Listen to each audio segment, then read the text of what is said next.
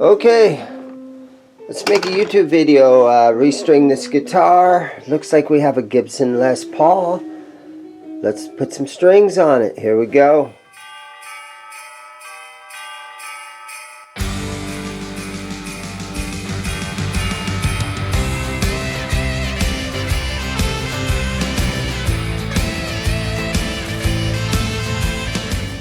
We got a Gibson, and this is Smartwood series right here. So it seems like a very thin body. You can see the cap on here. It's got a lot of carve to it. Oh, she got a little ding right there. That's unfortunate. It's gold hardware. Don't see any push-pull stuff on here. No binding up the neck. No binding anywhere on the guitar. And just looking at the saddles right here, the guitar is probably going to need intonated because these are all just pretty much straight across. So we will definitely throw some strings on it and see if the guitar needs intonating. Just got the thumb wheels right here.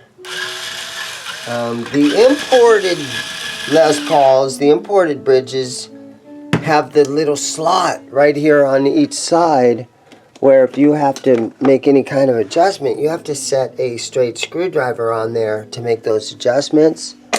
Real deal Gibsons, they just have the thumb wheel.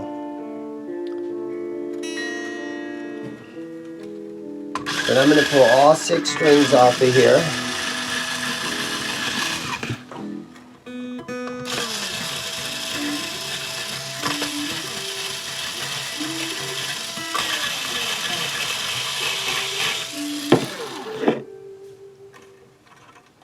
So this is a customer's restring. So don't call me about this one. This one is not for sale. This is a customer's restring. And it does look like somebody really loves this guitar and has played it a lot, because you can see right here on the bridge right here, it's starting to, the gold is starting to wear away from somebody's hand being right there. So she's got a couple miles on her. Leave in the comments whatever you guys know about the Smartwood series Gibson Les Pauls. I imagine that Trogly has a video about these things. Okay, let's go ahead and clean the fretboard with some Music Nomad F1 oil. A lot of times it's the first thing that I do.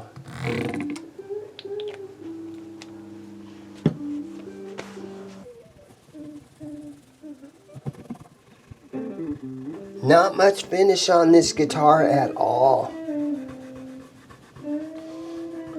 The neck is really soaking it in.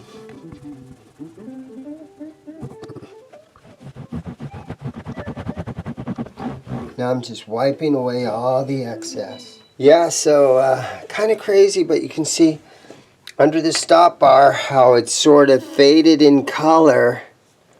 Can you guys see that? So, yeah. Gibson guitars, right? Okay, let's get a set of strings on this thing. Alright, today's string choice, DR Strings, Pure Blues 9 through 42, Westwood, New Jersey, made in USA. DR Strings, they come sealed, which is a good thing, keeps all the moisture off of them.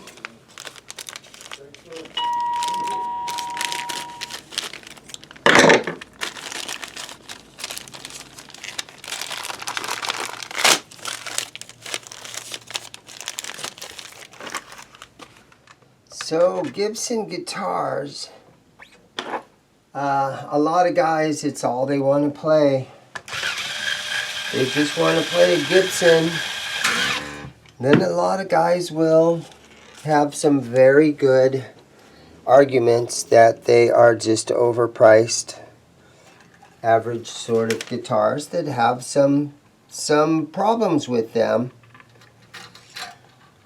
And so you got to be kind of, you're either into them or you're not.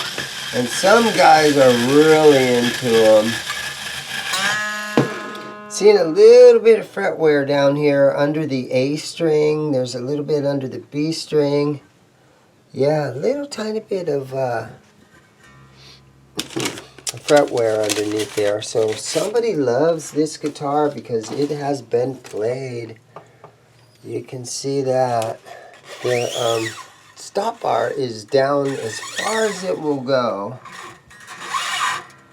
And so sometimes guys want to raise that up a little tiny bit.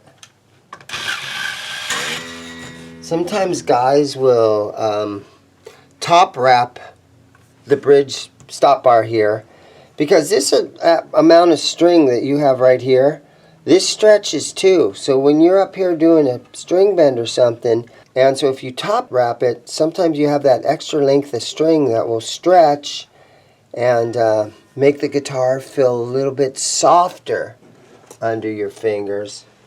Okay, so inside this bridge here, we're going to try to intonate this thing, and I'm seeing that some of that is turning green in there.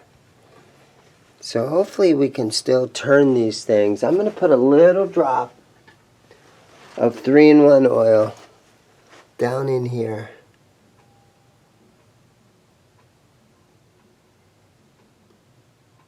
Because we're probably going to have to turn these. So again, now the screws are on the back side here. Okay, that's turning good. Okay, no problem there.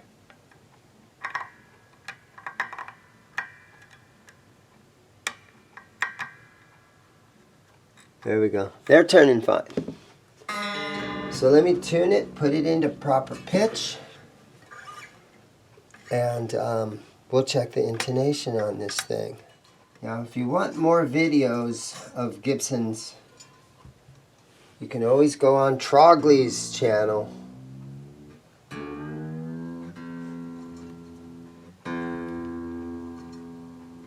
Because that's pretty much all his channel does, is Gibson stuff.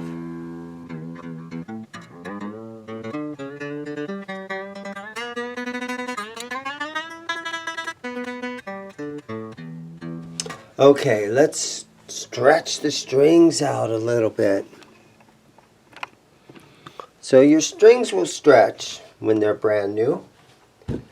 And so I always, to stretch my strings, left hand goes down here to protect the nut, because if you start pulling and yanking on that, you will break that nut. And you know how come I know that? It's because I've done it.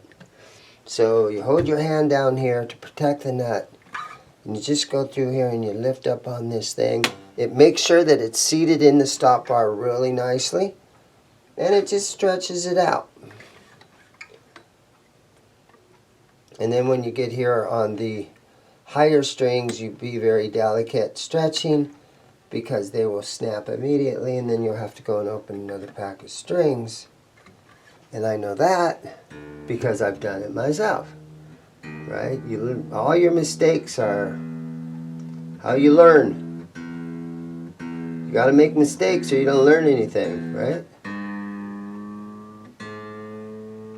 So that stretched it more than a half step right there.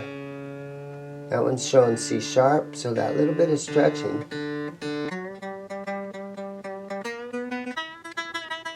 And always tune up to proper pitch and don't tune down to it. Alright, so there we go. It's pretty darn close.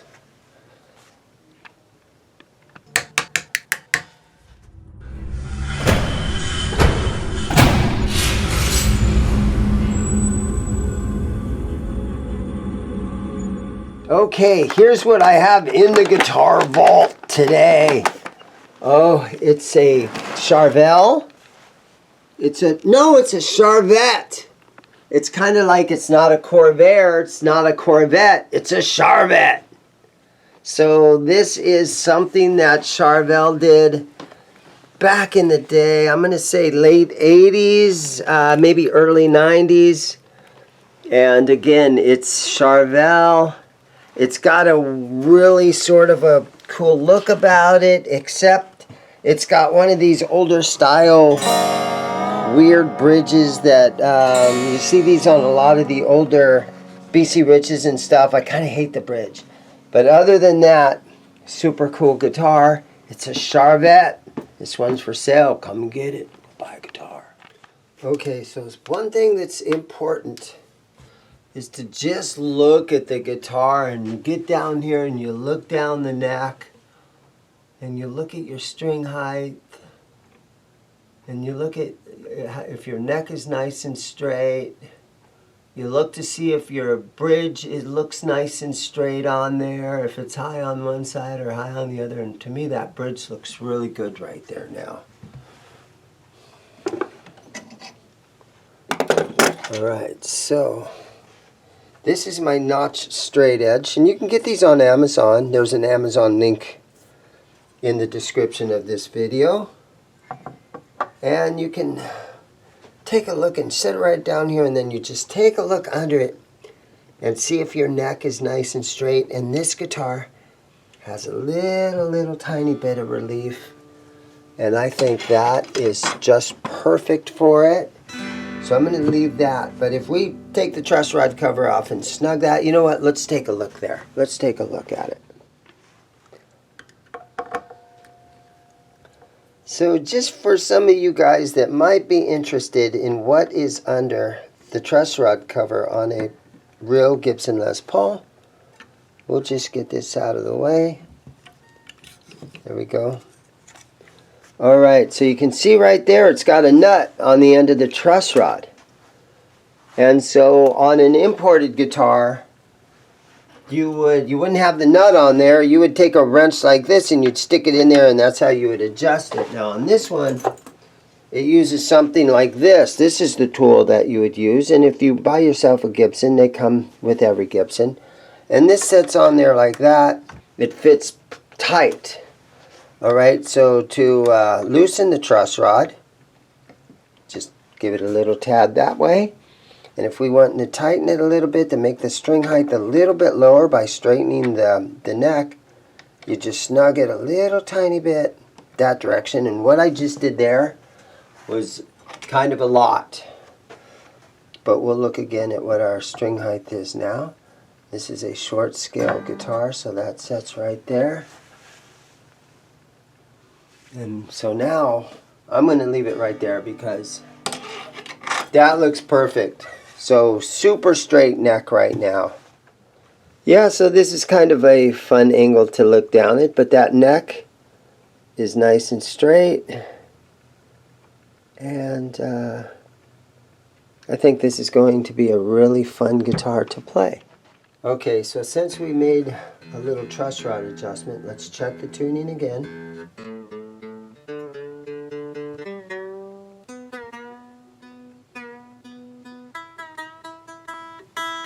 Okay, so now we want to test the intonation. And a lot of people say that you have to have the guitar in your playing position to do that, because every little tiny bit of stress on this neck from leaning it like this might have a little something to do with intonation. But you know what? We're here to just get this thing close. Alright, so let's see there. So then push down on the 12th fret. There's the harmonic. Push down. And that looks good. And the A string looks good. So let me zoom in on the camera a little bit so you guys can actually see the tuner. You guys still might not be able to see that, but can you guys see that? There? Okay. Alright, so here's my A string.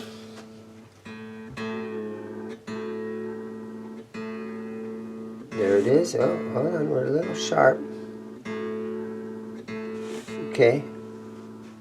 Now I hold down on the 12th fret.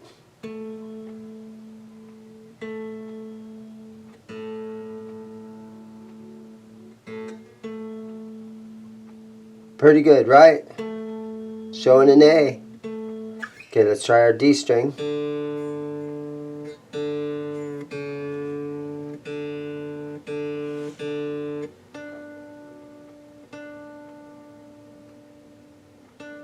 It went a little bit sharp when I struck the note, but that looks good. Let's try the G string.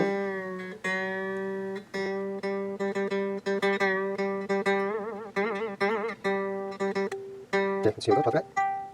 Turn it up a little bit. I'm going to say it's good.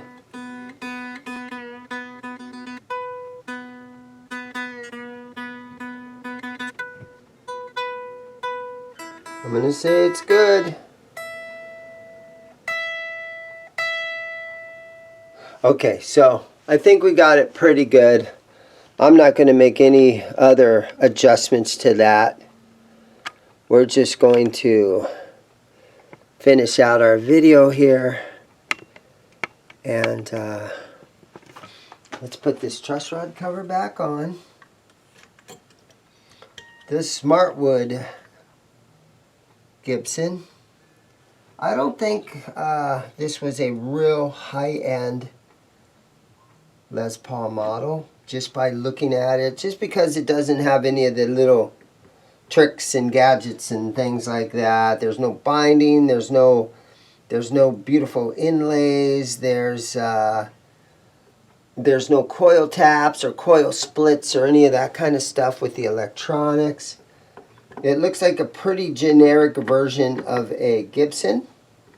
And if you want to see more about this series of Gibsons, again, pretty sure Trogly's did a video on this one. And there it is, guys. Let me just real quick, I'll throw it up on my knee here and just...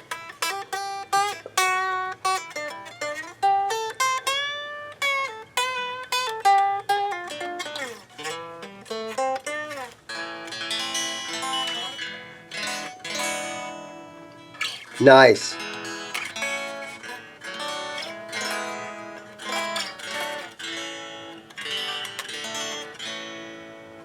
I think he's going to like how it plays.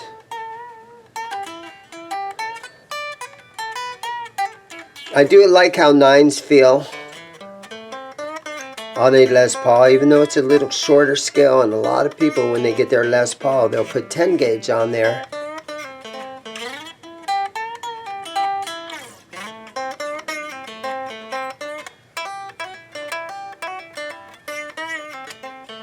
But there it is, guys. Fun little quick video for you. Thank you guys for watching. Everybody have a Merry Christmas. And thank you guys so much for watching the channel. Go buy a guitar.